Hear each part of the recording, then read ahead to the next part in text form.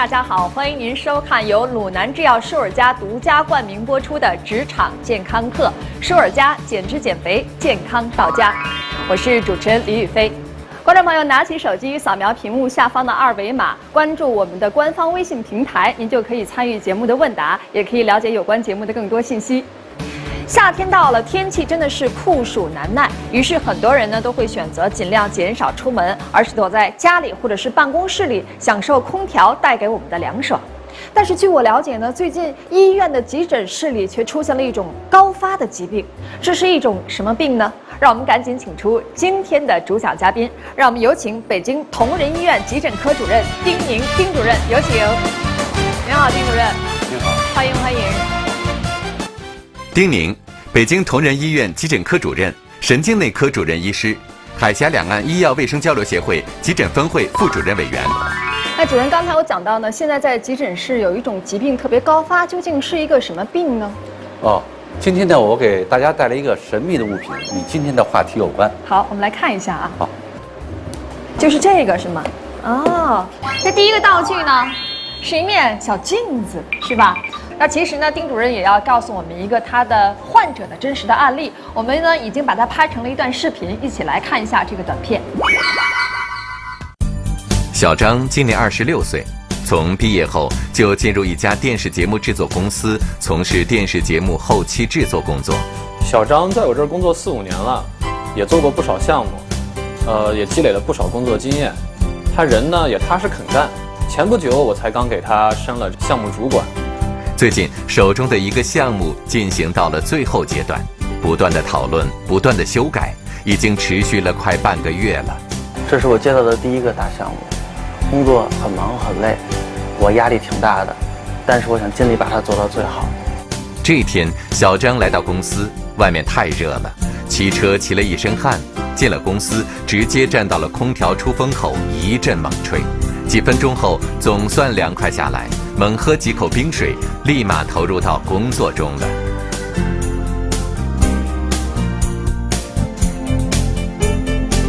小张，你还加班吗？我这还早着呢，差不多得到后半夜了。你们先走吧。好吧，那我们先走了。工作到凌晨4点，小张终于坚持不住了，趴在电脑前睡着了。正好空调正对着小张。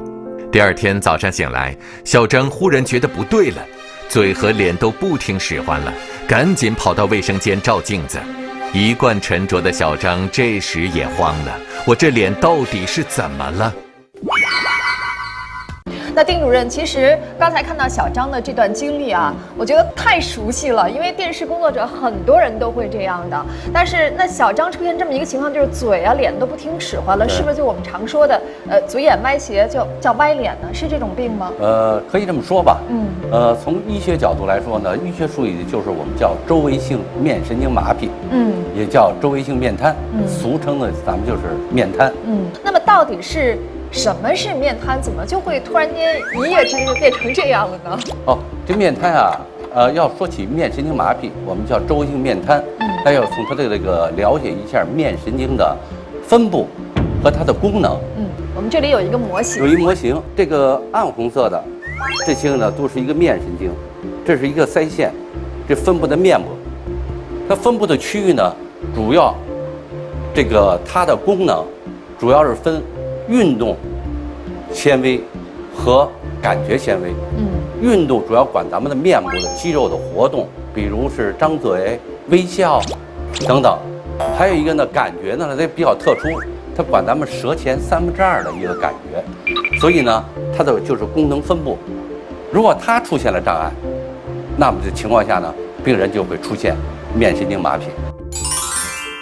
丁主任告诉我们，面神经呈放射状分布于我们的面部，主要由运动传出纤维、内脏运动传出纤维、特殊感觉纤维组成。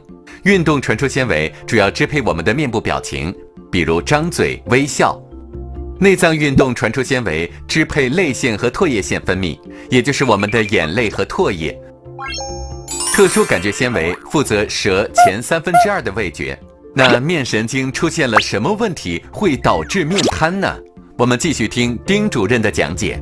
这个当这个面部神经受到非特异性炎症的改变以后，就它的受到病毒的感染以后，那么它会出现细胞的神经的一个水肿，髓鞘的一个肿胀。做一个实验看看，这是咱们假如这是一个面神经，它是在这种情况下，面部神经出现肿胀的情况下，和这个骨性结构，那就是紧紧的相贴。这种情况下，使面部神经受压，影响它的血液循环，这样呢，面神经产生这个损坏。这样情况下就容易出现这个面瘫。特别直观也特别形象哈，就是平常的这个神经像这个细的小管一样啊，对，就是和这个骨头之间其实是互相不干扰的，互相不干扰的。它在发炎了一肿了，就出现这种情况了。好，通过这样一个小小的道具和实验呢，让我们知道了这个神经发生问题啊，受到病毒的这个侵害之后会出现什么样的症状，一发炎就会影响到面部，就会影响面神经。对，考一考我们3位职场课代表，你们对面瘫这个疾病了解多少？从自己的生活经验当中，有没有遇到过类似这样的情况？你觉得面瘫可能会出现什么样的症状？谁愿意？来，我觉得面瘫的话呢，可能就是比如说眼睛呢可能斜着，或者眼睛睁不开，也可能这样的，也有可能是嘴是歪着。这种可能性最多的好像是嘴歪着嘛，或者是面部没有表情了，行动比较僵硬等等，这种状态比较多一点。可能说话会漏气啊，或者会流口水之类的，这也是其中的一个症状。因为可能我们嘴巴没有办法控制，没有办法闭好，所以这个也没有办法控制。然后我好像还了解一点是说，人中会特别不对称，因为我们每个人的脸可能都会稍微有一些不对称，但是面瘫的那个患者，他的人中会歪得特别厉害啊，是这样吗，丁老师？各位嘉宾呢说的都正确，综合起来呢，就是病人呢就是出现一些咱们老北说嘴歪眼斜，主要是呢一个它的症状呢，主要是一个。一侧面部的额纹呢是不对称的，完了再一个呢眼睑的闭合力下降，闭不上眼，再一个就是我们叫做鼻唇沟浅，一侧呢嘴浅，所以刚才这位中间的这位嘉宾说了，就是鼻唇沟不对称了，他这边的肌肉已经麻痹了，健侧呢就拉过来了，所以这就显得嘴歪了。再一个就是漏气、流哈喇子。都是这些症状。那您讲一讲，就是这个面瘫，它是不是也分成不同的类型？比如说会发生在不同的部位呢？面瘫分为中枢性和周围性。咱所谓中枢性呢，就是说大脑和脊髓的病变是一个中枢性病变，而周围性病变呢，就是说它除了大脑和脊髓这个神经产生的病变。所以呢，往往大家从这张图上可以看出来。中枢性面瘫呢，它的就是说是仅出现一个鼻唇沟变浅，这刚才这位课代表说了，对，这个人中偏移了仅仅是这个，而这边呢，周围性的面神经麻痹呢，不光是鼻唇沟变浅，它还眼睑闭合不成，眼睑呢有点下垂，所以这两个一个区分。我想问一下哈，就是以前呢，我很小的时候啊，我们家呀。就有一个亲戚，他的呢就是那个嘴巴呀，我还就是想表演不出来，这个嘴巴是这样，然后他别叫上，哎呀，这我吃饭呀，但是呢我开始没听懂，后来听过一段时间呢听懂了，就说吃饭了没有，或者干什么呢？因为我见到他的时候，他就是这个样子了。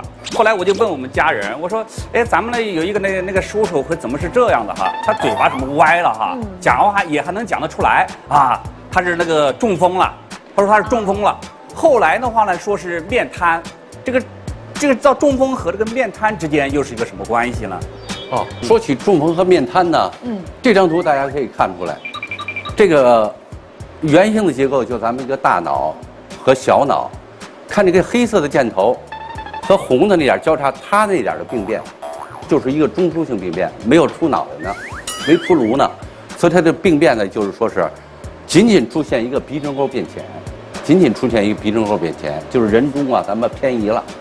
而这个呢，黑的点看这点，是一个周围性，已经出颅了。那么这根神经就是一个周围神经，所以出现这种情况。这个它不光是鼻唇沟变浅，还有额纹消失，眼睑不能闭合，完了鼻唇沟变浅。它这个是不是更要严重一点呢？中枢性的比较严重，这个发病的病因、发病的部位和临床症状是完全不一样的。这中风呢，咱们常说的中风，就是说是脑血管病，所以像这种就颅内血管出现了病变，那么产生的它不光是一个面瘫、中枢性面瘫，它还有伴随着其他的症状，就是说是咱们半身不遂，对对，有肢体严重的这个活动障碍半身不遂，对还伴有语言的障碍，而这个呢，仅仅是面部的一些表情肌的病变，产生的临床症状，而不伴有其他的症状，丁主任告诉我们，中风和面瘫虽然都会出现面部瘫痪的症状，但是从发病的原因及临床表现都截然不同。中风是脑血管病，除了局部面瘫症状外，还会出现言语及肢体运动障碍等症状，也就是我们俗称的半身不遂。而面瘫仅仅是面部神经出现问题，导致面部肌肉出现瘫痪状态。了解了面瘫的发病原理，那什么原因会导致面瘫呢？那今天的丁主任也给我们带来了第二个道具，我们来看看道具是什么。哟，这里头呢有棉签儿，棉签儿。对，可是这个棉签儿和我们今天要说的面瘫有什么关系呢？用力太大了，一家伙把这个神经给它受伤了。说中耳炎呀，或者耳朵发炎了，就我们经常掏，把它掏伤了。大家的思路基本上是一样的，但是是不是答案呢？啊，这个为什么拿这个道具呢？是一个病人，这病人呢几天前呢，就是感觉到耳部不适，有点麻木或者疼痛，他没事拿这个棉签呢，经常是擦拭着耳，觉得解决一下自己的这个暂时的痛苦。但症状越来越厉害，出现耳部疼痛了，完了到耳鼻喉看病去了。耳鼻喉呢发现呢，只是一个在外耳道呢有点疱疹，就给他吃一些抗病毒的药就回去了。第二天早晨呢，一起来就出现了一个面瘫的症状，就是嘴歪了。所以呢，就是说这个病呢，随着病情的进展呢，耳部出现带状疱疹，继之出现完全性面瘫。这就是我们说的不同的部位产生不同的病变，这就期状神经节受到损害了。往往是由带状疱疹病毒引起的这种疾病。出现这种面瘫。您刚才讲到这个带状疱疹病毒导致它出现面瘫，这个病毒它是怎么感染的呢？最常见的病人呢，往往是视神经病毒。第二个呢，就是带状疱疹病毒，是劳累、受凉、感冒以后、上呼吸道感染以后，这种情况下，咱免疫力都比较低下。这病毒呢，其实是无处不在的，不光体内、空气中。这时候呢，它可以说是趁虚而入，侵犯到了这个面神经，而产生的病变。好的。所以我们知道面瘫导致面瘫的一个很重要的原因就是病毒的侵袭。哈，我们再看一下还有其他的原因会导致这种疾病吗？我们来看看第三个道具是什么。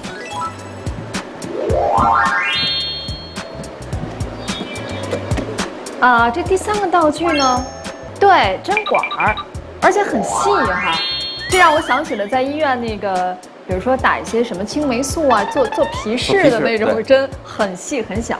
这个这么小的一个针管，它会不会跟就是蚊虫叮咬会有关系？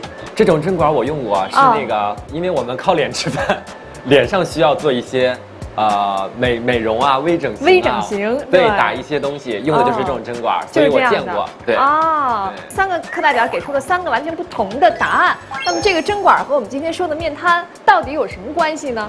主任，您给我们揭晓一下。好，确实是，这是我一个病人，40多岁，是在公司算一个高管吧，平时比较忙碌，突然接一个电话呢，说高中同学毕业20年了，要聚会一下。挺高兴。再一照镜子呢，一看自己呢也发福了，脸上这个皱纹也起来了。听别人说呢，就到美容院一个旁边一诊所，就去打肉毒素去了。打完以后，没多长时间，第二天吧，这病人又出现面部的症状了。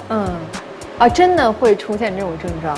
他当时是什么症状呢？症状就是面部的肌肉比较僵，发僵。这个打这个肉毒素呢，我们有学名呢，又叫肉毒杆菌。它属于一个神经毒素，它可以麻痹肌肉和神经，阻断神经和肌肉的信号的传递。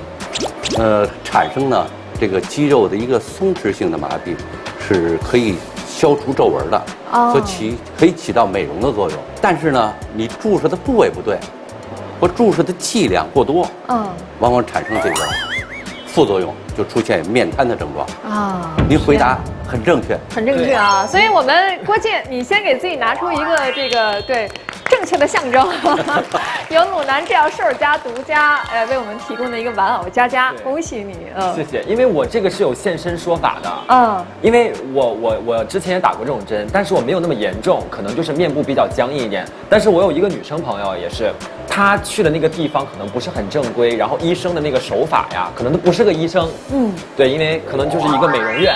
然后打了之后，他一开始吧，就是觉得可能是剂量可能稍微多了，所以就会僵啊，可能微笑不太自然。但是后来就越来越严重，就嘴巴也合不上。然后因为他还去了这个鱼尾纹，所以就是眼睛都就是眼睑就是都有点那个不太自然了，就是有点闭不上眼睛。睡觉的时候，他妈妈跟他讲说，闺女，你睡觉的时候都是睁着眼睛睡。对，眼睛都闭不上。对，所以这是典型的面瘫的症状。对啊，所以我一看那个针管，我就知道是怎么回事了。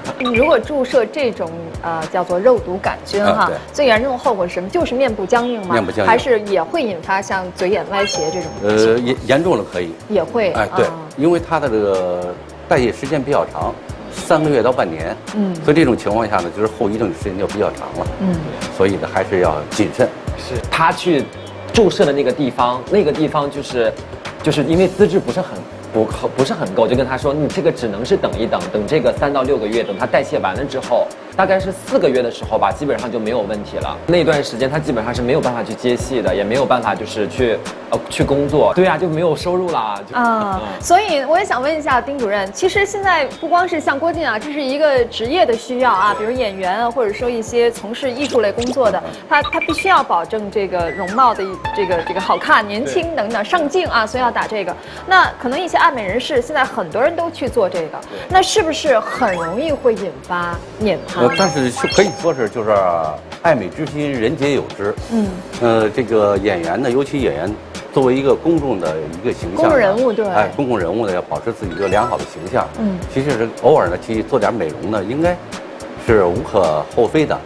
所以呢，我们建议呢就是到正规的、有资质的这种美容院，有资深的医师去给你进行注射，才能达到一个完美的结果。我们来看一下还有没有其他的原因，在第4个道具箱当中，这一幅照片。就在嘴边想不起来是谁了，想不起来是谁了。这是日本的一个著名的导演和演员，名字叫北野武。对。他是在上世纪90年代呢，在骑摩托车过程中呢摔伤，导致那个外伤性的一个面瘫。所以呢，出现这种情况，大家看他的面部是歪的，有一点有一点歪的，对，所以他就以这种形象出镜了。这只成有它一个特有的标志，也得到观众的喜欢。所以就是说，除了病毒感染，外伤也可以导致面瘫。像这种车祸导致的面瘫，因为它后来一直就是这样嘛，一直这样，是不是就很难会治愈了？很难恢复。那刚才我们通过3个道具分别揭示了导致面瘫的一些原因啊。除此之外，还有其他的原因吗？导致面瘫的原因呢很多，咱们常见的呢，第一个就是一个病毒感染。第二个呢，外伤也可以导致，再一个就是腮腺炎，咱们常说的，也可以出现。真的吗？你看这个就腮腺就在这儿呢。这腮腺就在这儿呢，所以这面神经从这儿走，腮腺炎、腮腺肿瘤，完了再一个就是腮腺肿瘤后的手术产生并发症，等等，都可以。再一个中耳炎都可以导致这个面瘫。那面瘫呢，它往往伴有其他的症状。腮腺炎毕竟是腮腺要肿胀，肿瘤要肿胀，但它伴有症状。您一说腮腺炎，我突然觉得特别后怕，因为我记得我上小学的时候，我们班当时有半个班都得了腮腺炎，然后就是下边这块肿得好大，对，然后都在家休息，在完全好了之前是不能去上学的。有传染。幸亏没有变成面瘫所以就是说，其实其他的这些疾病也有可能因为感染了病毒，然后这个病毒可能又流窜到了神经上，也会导致面瘫。对，所以一定要特别小心。那有没有一些，比如说前兆的症状，让我意识到有可能会引发面瘫了，我要特别小心了呢？这个前兆的症状，除了咱们就说是一个高危的人群，就是咱们说是一个职场有一定的关系，完了受凉有一定的关系。再一个呢，就是说是他，一部分病人呢，在发病前呢，往往在一个就是耳部的疼痛、耳后的疼痛、乳突期的疼痛，还有面部的疼痛。早期有一些潜伏期，完了再突然发病。那其实说到这个早期的一个症状，我们这里呢还有一个道具，大家也一起来看一看，会出现什么症状的时候要特别小心啊。来看一下，它会说到是一种什么症状？哎，是个苹果。苹果的话呢，正常的可能就是一般人喜欢吃苹果呗。吃完了一不小心可能用力过猛，或者造成了牙齿掉下来了，牙出血或者神经麻痹了。对，这苹果确实很难和面瘫联系到一起。跟苹果肌有关吗？因为您说是早期症状吗？是不是我别的地方还没有反应的时候，我的苹果肌先麻木了？先麻木了哈，就是笑也笑不出来了。对，这也是我一个病人，是30多岁吧，老跑外勤，出差，出差了1星期以后呢，就回来比较劳累，完了呢，第2天上班，上完班以后呢，吃的是辣的东西，我印象中好像是酸菜鱼，吃完以后呢，觉得没什么味道，有点类似于甜的味道，他就纳闷了，完了呢，中午呢睡了一小觉，完了拿一苹果吃，一咬不动，嘴张不开了，所以一照镜子嘴歪了，这样的，所以拿出一个苹果。跟大家说，就是早期的症状。明白了，这也是一个真实的案例。所以就是连吃苹果这么一个非常正常和简单的动作，它都完不成了。今天我们有一位患者是吧，也是曾经的一位患者来到现场您自我介绍一下，您也跟我们分享一下您曾经患病的一些经历。是这样哈，今天呢来这个职场健康课很有意义。本身呢，我得的面瘫正好今年应该是10周年。这第一。第二呢，今天能跟专家面对面我想这个10年来的很多的疑惑希望今天能有个解答。应该是在2007年5月末的时候，当时我感觉有一些诱因可能跟那个专家说的比较像，一个是那个就是股市从这个4000多点连续跌了3天，有点上火，然后呢第二天的时候呢，我要做一个培训，然后晚上整课件呢熬夜了，大概12点以后睡的觉，然后呢在第2天讲课的时候呢，会场怕我那个热然后一个4匹的空调对着我吹了整整1天，而且后来据人反映呢，当时只有我一个人在出虚汗，然后底下人都很冷，然后这1天很累之后呢，我回到家里之后呢，晚上直接就睡觉了。因为夏天呢想凉快。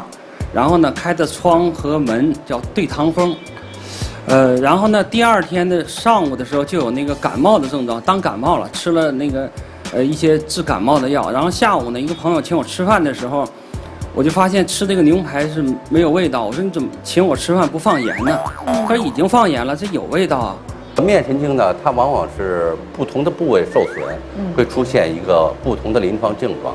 咱们常见的呢，就是说是第一个呢。骨锁神经受到损坏呢，咱们就是说一个舌前2/3的味觉丧失完了，那就是吃东西没有味道了，什么味儿了，尝不出什么味儿了，和味道有一些其他的，就是甜的，它可能感觉到一种酸性的甜的会感觉成酸的在第2个呢，就是蹬骨肌出现这个神经出现病变，那么呢就是听力过敏，就是说。听觉特敏感特别敏感，尤其对嘈杂的声音特敏感。第3个呢，就是期状神经节受损，就出现一些耳部的疹子，完了继之出现完全的面瘫。然后呢，再隔1天的话，我的左侧就面瘫了，然后再隔1天呢，右侧又面瘫了。是一个很少见的一个双侧同时这样面瘫。临床上呢，往往是分为急性，还有一个进展。这急性的呢，完了，在发病之前呢，没有太多的临床的一些症状，但偶尔有病人出现一些，就是颞部啊、面部的一些疼痛或耳朵的疼痛，但是呢，就是睡觉一晚上，第二天呢就出现面瘫了，还有一个就是进展型的，开始出现一点嘴歪，越来越厉害，一般分为这两种。咱们一般啊，就说自己要检测是不是得了周围性面瘫、周围面神经麻痹，完成6个动作。第一个是抬额，这上颚的额纹是对称的，皱眉是能皱，不能皱的这边是就不行了。完了闭眼，眼闭合式，下边是视齿，看两侧鼻声波对称不对称，鼓腮，漏不漏气。完，男同志再吹个口哨，吹不出来，完成6个动作。如果您都达标了，都正常的，那就没事，没有问题啊。如果6个动作当中有一两项完不成，那可能就是早期的征兆出来了，要警惕。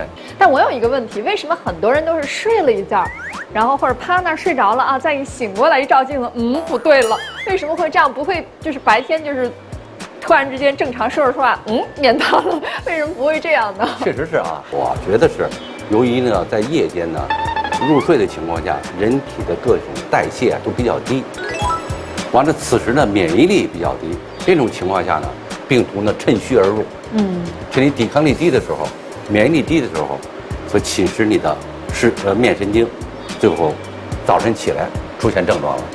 但是刚才我们讲到的这个面瘫的一些病因啊、症状要注意什么？那现在治疗呢？治疗是采取一些什么样的方式，而且能够完全治愈吗？这个呢，据不完全统计啊，这治愈率在85%左右。一部分就是完全治愈。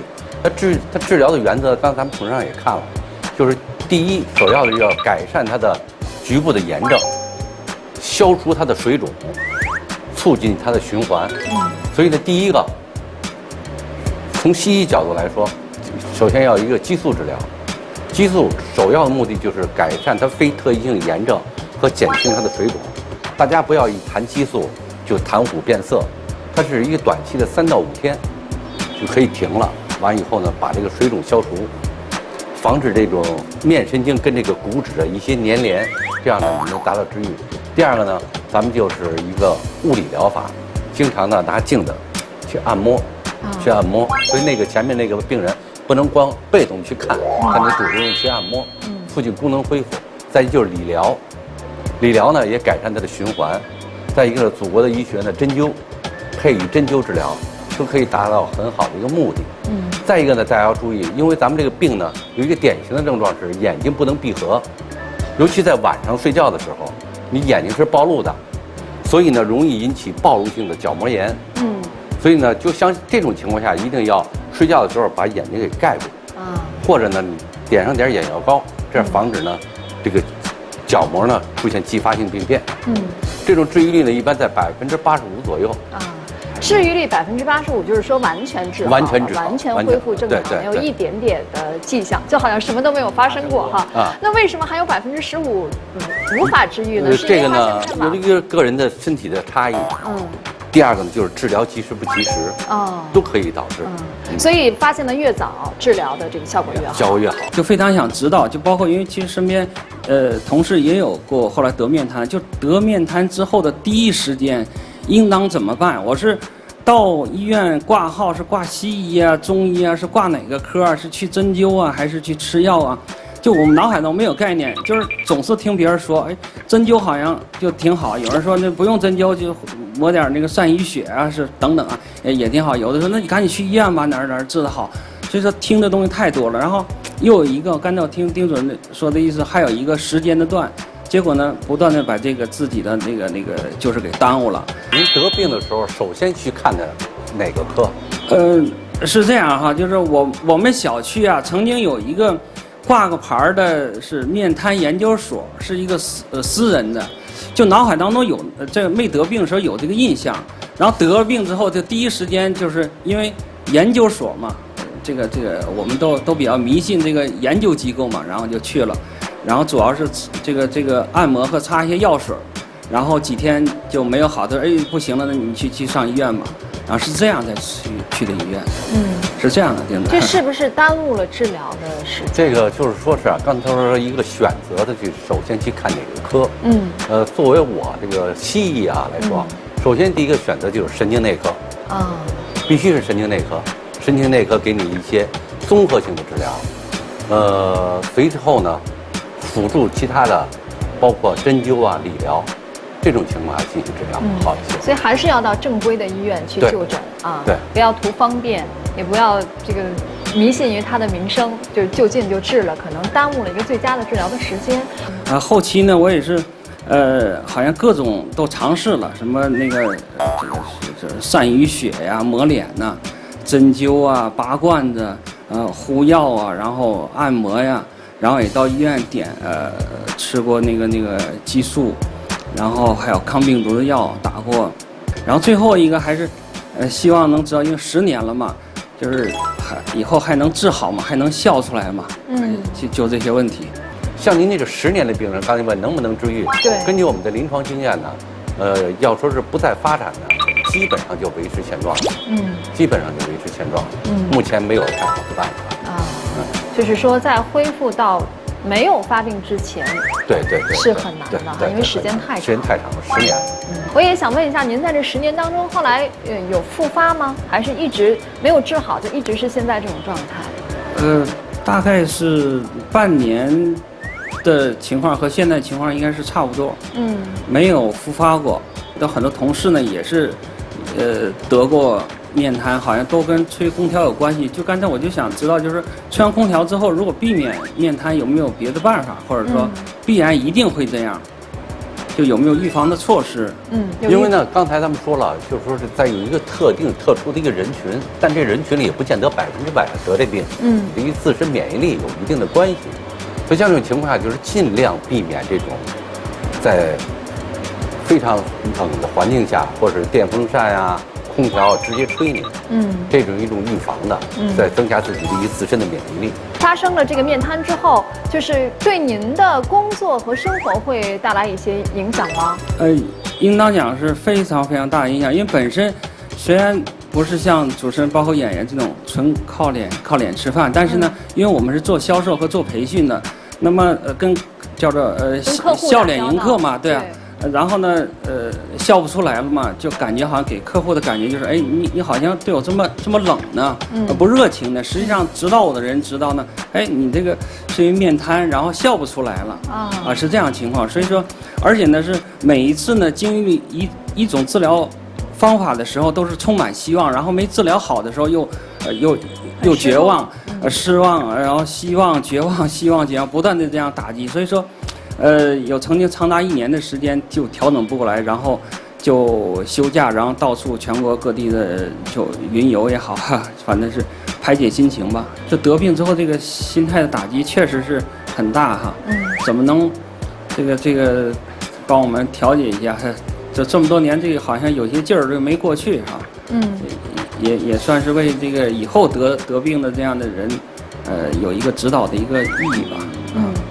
马国宁，你是不是也有过类似的经历有一些建议给我们这位大哥吗？我呢是在2014年的时候，我得的是面部痉挛，不是面瘫。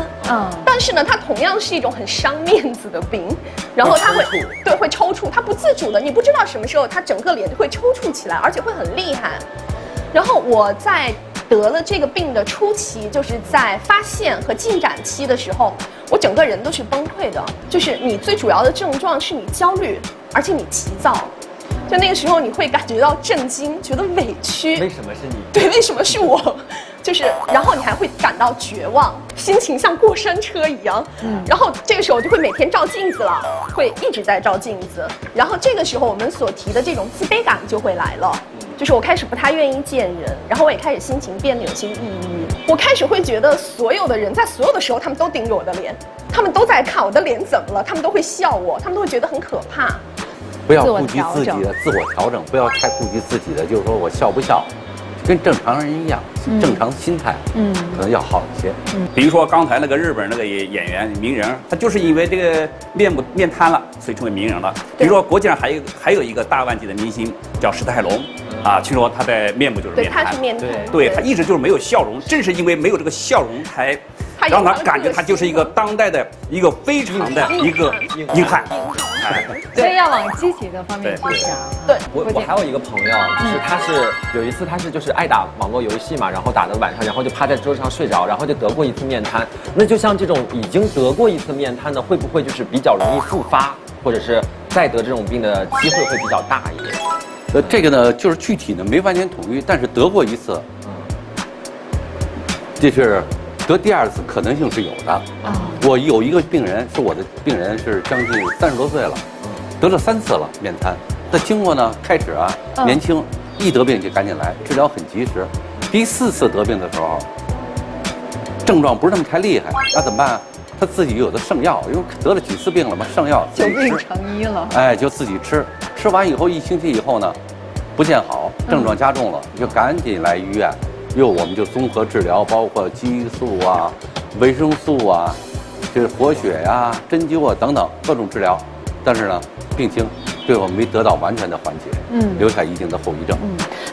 我很奇怪，他都4次了，你们问过他为什么就是每次发病的原因是什么吗？原因还就跟咱们刚说的这个自己不在意了所以你看生活中的这些小忽视啊，就让他其实还是挺痛苦的。好。丁主任告诉我们，如果患上面瘫，一定要立即去正规医院神经内科就诊，进行减轻面部神经炎性病变、消除水肿的治疗，随后可以配合物理疗法和针灸疗法。了解了治疗，那么面瘫的高危人群又有哪些？我们又该如何预防呢？如果我现在问3位课代表，你们觉得哪些人容易得面瘫？能想起一些职业吗？首先演员容易了，因为要打这个瘦脸针，对吧？还有吗？就是值夜班的人。有可能会比较容易得面瘫，为什么？比如丁老师，你们医护人员，因为刚才也讲了嘛，在睡觉的时候，他的免疫力本来就是降低的。那如果你的正常的生物钟紊乱了，你是昼夜颠倒的话，那可能会更容易就引发这样的疾病吧。我想到的是，比如说做电视的人，还有包括那些设计这个程序啊、软件程序，还有包括画图的人，他经常就是没日没夜的一直在盯着那个屏幕画，然后为了赶稿子完成这个任务，他可能就是24小时连轴工作。他困了呢，就趴在那儿睡一会儿就完了。但是没想到一起来，世界全变了，所以形象也变了。对，形象全变了。所以到底哪些人可能是容易得面瘫的高危人群呢？得面瘫的一个高发人群。就是呈现一种特点，它一个就是年龄在20到40岁之间再一个就是工作比较繁忙，再一个呢就是说是男性的比较略多一些因为为什么？因为他这是容易出汗，出汗以后呢怕热，一进屋就空调吹着，电风扇吹，所以容易导致这种病毒的侵袭。另外您刚才也讲到，像一些高发人群，年龄在20到40岁之间可能正是在职场当中打拼的主要的人群。然后呢，为了能够这个升职，为了能够加薪，可能特别拼命的时候，那容易出现这种抵抗力低下。对，所以这种年龄段的人呢要注意，它不光是容易引起面瘫的问题，还有其他的一些疾病，对吧？所以呢，大家呢在工作中要劳逸结合。而且这些人呢，往往觉得自己年轻嘛。真燥是吧？所以这个累了吹吹空调，热了喝点冷饮，所以可能也不是特别注意这个养生等等这些问题。职场健康课栏目由鲁南制药舒尔佳独家冠名播出，感谢鲁南制药舒尔佳对本栏目的大力支持。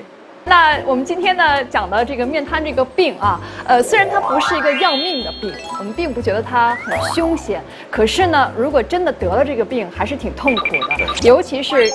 主任讲到有15%是不能够治愈的。那如果出现这种情况的话，我想也确实会给我们的生活和工作带来很大的影响，甚至是深度的痛苦。所以呢，对于职场人士来说呢，是高发人群。夏天呢又是高发季节，那希望大家呢通过上我们这堂课呢，能够对自己的生活方式、对自己的工作环境，尤其是空调吹凉这件事儿，一定要多加小心，不要因为一时的疏忽而让自己承受不必要的痛苦。而在家里呢，咱们呢也要避免这种空调直吹和电扇直吹。再一个，开窗的时候呢，不要留一个小缝儿，而是开大一些。可能呢，避免这种疾病的发生。为什么叫不能开太小呢？这就是咱们俗话说那贼风就比较厉害，就是风比较强一些。要大一些呢，风比较缓一些，可能相对要好一些。好，那么今天这堂课到这儿就结束了，再一次感谢大家的参与，也希望大家能够度过一个平安、健康和快乐的夏天。好，我们下次节目再见。